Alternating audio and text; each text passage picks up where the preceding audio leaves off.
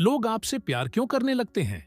क्या आपने कभी सोचा है कि कुछ लोग आपकी ओर इतनी गहराई से क्यों आकर्षित हो जाते हैं? लगभग ऐसा लगता है जैसे आप उनके लिए इरेजिस्टिबल हों। क्या यह सिर्फ आपकी पर्सनैलिटी की वजह से होता है? क्या आपके लुक्स, आपका चार्म या आपका कॉन्फिडेंस इसका कारण है? या फिर इसके पीछे कुछ और है? कुछ ऐसा जो सरफेस पर दिखाई नहीं देता, लेकिन अंदर बहुत गहराई से काम कर रहा होता है। प्रसिद्ध साइकोलॉजिस्ट कार्ल जुंग का मानना था कि लव कभी रैंडम नहीं होता। लोग एक्सीडेंट में आपसे प्यार नहीं करते। उनके अनुसार लोग केवल दो गहरी रीजन से प्रेम करते हैं, और ये दोनों कारण ह्यूमन माइंड की सबसे डीप लेयर्स से जुड़े होते हैं।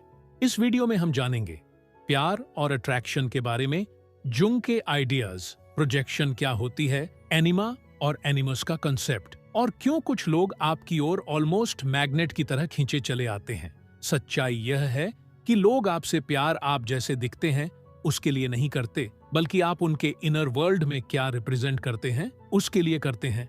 हम उन अनकॉन्शियस फोर्सेस को समझेंगे जो रोमांटिक अट्रैक्शन को शेप करती हैं, और अंत में जानेंगे वो दो पावरफुल रीजंस जिनकी वजह से कोई व्यक्ति सच में आपसे प्यार करता है। रीजंस जो सिर्फ सरफेस लेवल क्वालिटीज से कहीं आगे जाते हैं। शुरू करने से पहले अल्फा साइकोलॉजी को सब्सक्राइब करना ना भूलें। अब चलिए शुरू करते हैं। हम अक्सर सोचते हैं कि प्यार एक मैजिकल एक्सीडेंट होता है, एक ऐसा स्पार्क जो अचानक पैदा हो जाता है। लेकिन कार्ल जुंग के अनुसार सबसे सडन अट्रैक्शन भी एक डीप इनर लॉजिक फॉलो करता है।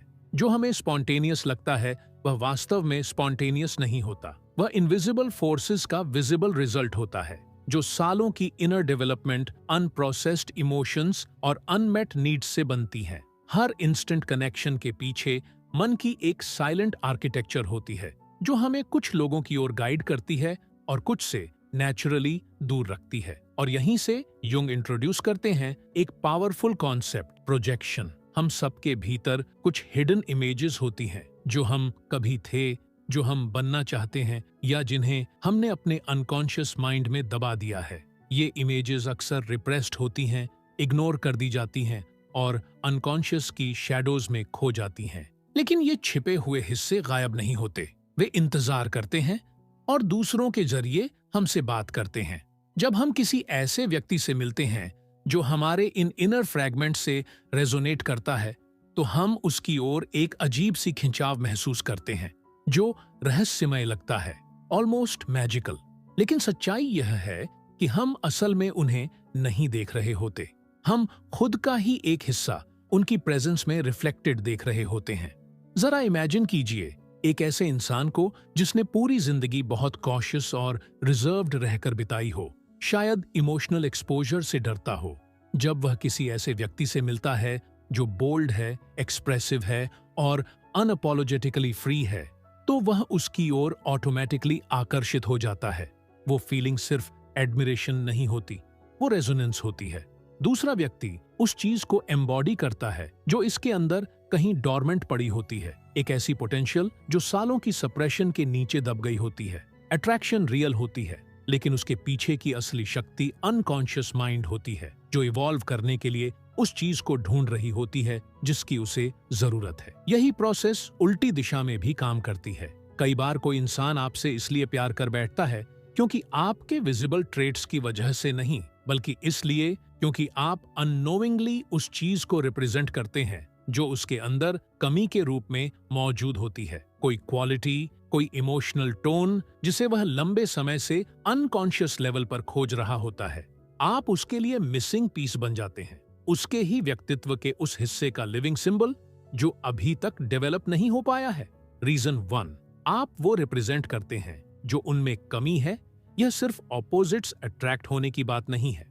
असल बात यह है कि ऑपोजिट्स हमें यह दिखाते हैं कि हमारे भीतर क्या मिसिंग है। एक ज्यादा रैशनल इंसान किसी डीपली इमोशनल व्यक्ति की ओर खींच सकता है। एक इंट्रोवर्ट किसी एक्सट्रोवर्ट से प्यार कर बैठता है, लेकिन यही एडमिरेशन धीरे धीरे डिपेंडेंस में भी बदल सकती है। अगर कोई व्यक्ति यह पहचान ही नहीं पाता कि जो चीज वह आप में एडमायर कर रहा है वही गुण वह खुद के अंदर भी डेवलप कर सकता है, तो वह आपसे जुड़ जाता है, प्यार की वजह से नहीं, बल्कि एक अनकॉन्शियस नीड की वजह से। और जैसे ही उसकी जरूरत बदलती है, या जैसे ही आपकी ह्यूमैनिटी उसकी बनाई हुई आइडियल इमेज को डिस्टर्ब करती है, वह अट्रैक्शन धीरे धीरे खत्म होने लगता है। यही प्रोजेक्शन का खतरा है। प्रोजेक्शन एक ऐसा इल्यूजन बनाती है जो कनेक्शन जैसा दिखता है, लेकिन अक्सर रियलिटी की सच्चाई सहन नहीं कर पाता। और जब यह इल्यूजन टूटता है तो उस पर टिका हुआ प्यार भी धीरे धीरे कोलैप्स होने लगता है। लेकिन कार्ल जुंग यहीं नहीं रुके।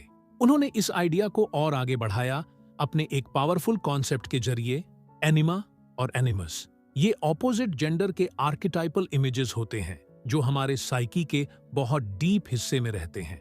जुंग के अनुसार हर पुरुष के भीतर एक अनकॉन्शियस फेमिनिन इमेज होती है जिसे एनिमा कहा जाता है, और हर महिला के भीतर एक अनकॉन्शियस मैस्कुलिन इमेज होती है जिसे एनिमस कहा जाता है। ये कोई रैंडम प्रेफरेंसेस या सिर्फ कल्चरल रोल्स नहीं है, ये इनर फिगर्स होती हैं जो हमारे सबसे शुरुआती रिलेशनशिप से शेप होती हैं, खासकर पेरेंट्स के साथ हमारे अनुभवों से। साथ ही ये इमेजेस कल्चर, मिथ और कलेक्टिव ह्यूमन साइकी से मिले सिंबल्स से भी बनती हैं। समय के साथ ये आर्केटाइप्स इमोशनली चार्ज्ड ब्लूप्रिंट्स बन जाते हैं। हम इन्हें जाने अनजाने अपने भीतर लेकर चलते हैं, और फिर एक दिन हम किसी ऐसे इंसान से मिलते हैं जो इन ब्लूप्रिंट्स में परफेक्टली फिट होता हुआ लगता है। जब ऐसा होता है तो अट्रैक्शन ओवरवेलमिंग हो सकता है। अक्सर एक गहरी फेमिलियरिटी महसूस होती है, जैसे हम इस इंसान को हमेशा से जानते हों, भले ही अभी अभी मिले हों। ये डेस्टिनी जैसा लग सकता है, सोल रिकॉग्निशन जैसा महसूस हो सकता है, जैसे कोई पुरानी मेमोरी फिर से जाग उठी हो। लेकिन जुंग हमें यहाँ सावधान करते हैं, यह फेट नहीं है, यह कॉस्मिक सोलमेट्स का प्रूफ नहीं है, यह सिर्फ साइकी है जो अपने ही इंटरनल डिजाइन को किसी दूसरे इंसान में रिफ्लेक्टेड देख रही होती है। रीजन 2, आप उनके भीतर मौजूद एक शक्तिशाली अनकॉन्शियस इमेज को जगा देते हैं। आप उनसे इसलिए अलग नहीं लगते क्योंकि आप परफेक्ट हैं, बल्कि इसलिए क्योंकि आप उस इमेज से रिजेंबल करते हैं जो वे लंबे समय से अपने भीतर कैरी कर रहे होते हैं। वह कॉन्शियस इमेज जिसे वे सालों से अपने भीतर लेकर चल रहे होते हैं, शायद लुक्स या बिहेवियर में नहीं, लेकिन उसकी एसेंस में। आप उनके अंदर मौजूद एक इंटरनल पैटर्न को एक्टिवेट कर देते हैं जो पावरफुल इमोशंस को जगा देता है। इसी वजह से यह कनेक्शन इमीडिएट और इरेशनल लगता है। लेकिन सच्चाई यह है कि यह आपके बारे में नहीं होता, यह उस सिंबल के बारे में होता है जो आप उनके इनर वर्ल्ड में बन जाते हैं। और यही असली समस्या छिपी है। जब कोई व्यक्ति आप पर प्रोजेक्टेड किसी इनर इमेज से प्रेम करता है तो वह वास्तव में आपको नहीं देख रहा होता, वह एक फैंटेसी देख रहा होता है, एक सेक्रेड आइडिया, एक साइकोलॉजिकल कंस्ट्रक्शन।